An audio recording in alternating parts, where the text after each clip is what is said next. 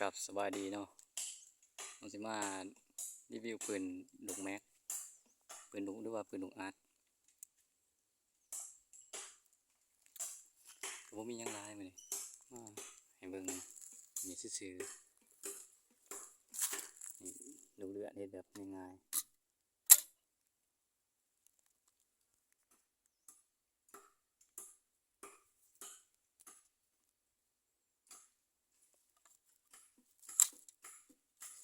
สุกเขาแล้วแม่นหางเนาะถ่ายมือเดียวอยากให้จะหน่อยซับปักถ้าบ่จังห่างก็บีบได้นะแล้วก็โค้งเขา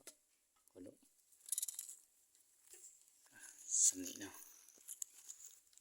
มีหยังหลายฝากกดไลค์ให้เด้อ